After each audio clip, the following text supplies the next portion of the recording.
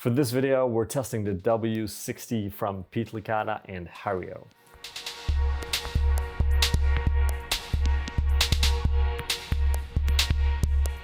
Welcome, my name is Patrick Rolfe and this is Coffee with April.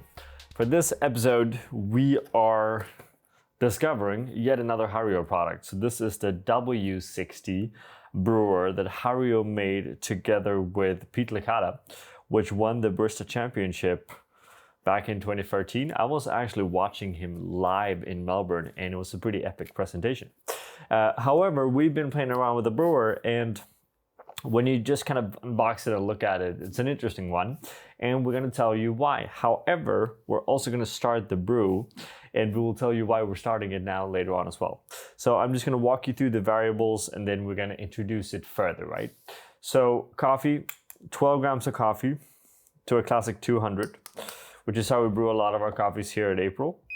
We're using anaerobic processed SL28, and we're grinding this quite fine. Now, there's a reason for why we're grinding quite fine, and that is because we're realizing that with the top filter that we have here, the mesh filter, the water actually flows through really quickly.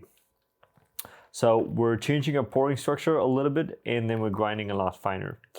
So the initial pour we have is still a 100 gram pour, which is quite traditional for April. The reason for that is because we want all of the coffee evenly saturated. Like a 1-to-2 ratio just doesn't do that properly unless you stir the coffee and do something like that. And we're not really fans of that. Now, what we're gonna do is we're gonna wait until 35 seconds to our second pour. However, this will be a slower 50 gram circle pour. And we're making sure when we pour, as Pete also recommends in his videos, not to touch the wall of the mesh, because then you're gonna have a lot of bypass, right?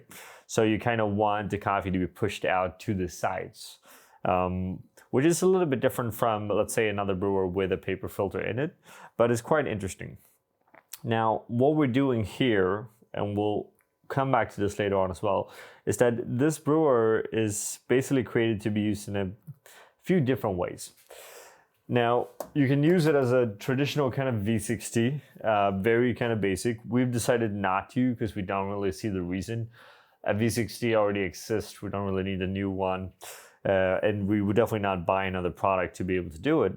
Secondly, you can use it where you kind of just have the mesh filter and you don't have a paper filter in it. So basically just brew directly into the mesh, which we can see here. And what happens then, and they kind of refer to it as a press pod coffee, something like that. What happens is that you have quite a lot of sediments going through. So we did a few test brews. We've done a few comparisons here as well, where we kind of brewed with the mesh and the paper filter, or just with the mesh.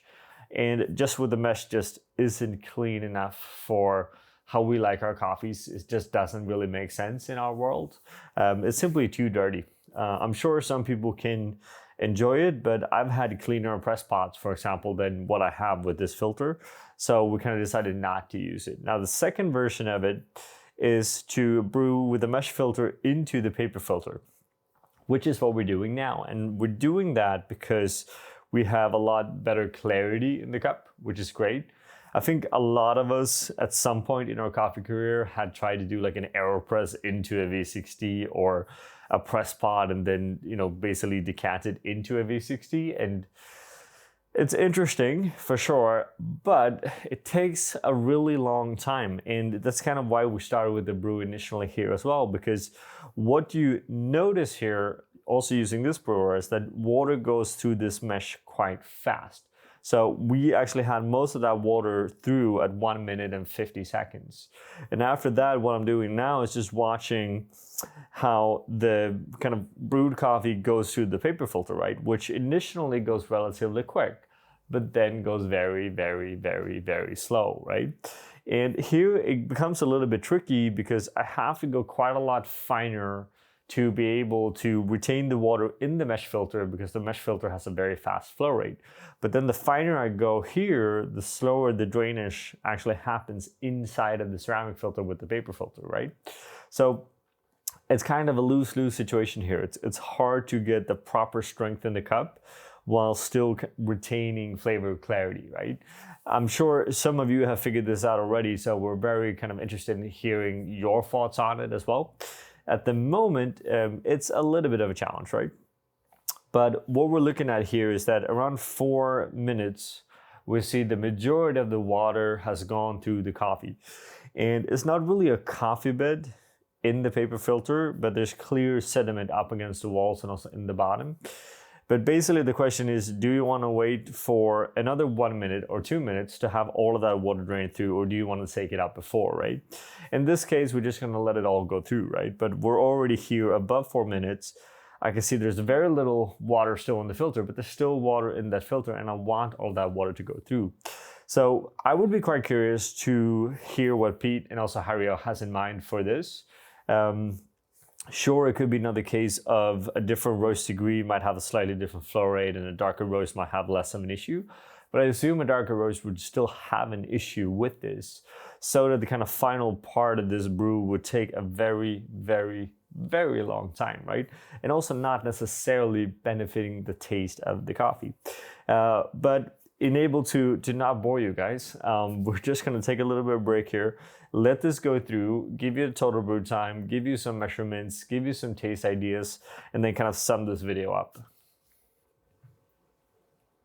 We're back with a little bit of feedback for you. So what is the result? Well, the result is quite similar to all of the previous brews we had. Basically, what we did here in relationship to what we've done before is that we went way, way finer, right? And what we can see is that the flow rate through the mesh is still kind of fast. Obviously, you can pour much, much slower than what we are doing, and the contact time might be a little bit higher. But basically, regardless of what we're trying here, and this is basically with paper filter or without paper filter, it just doesn't taste very clean. So we get these kind of meshy taste to it, basically, which is very much reminiscent of, for example, a French press.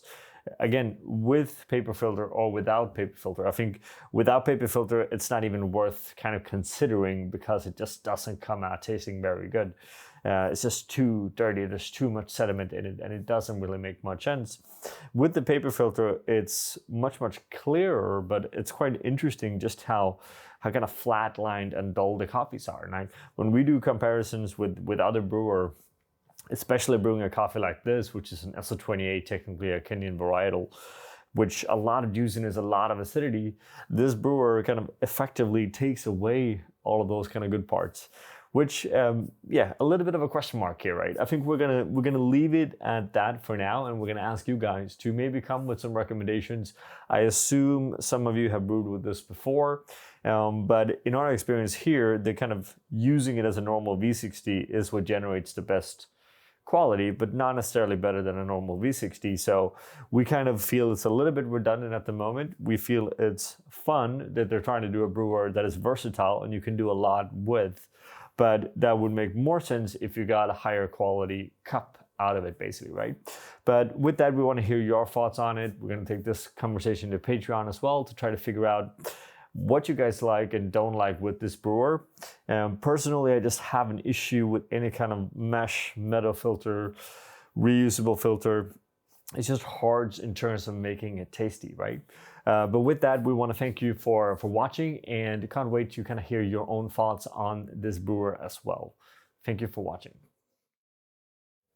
We want to give a special thank you to all of our Patreon supporters. It's because of you that we are able to continue to make these videos. And we want you all to feel free to always come with suggestions and ideas on the content that you want to see, because we are doing this for you and because of you. Thank you from all of us here at April.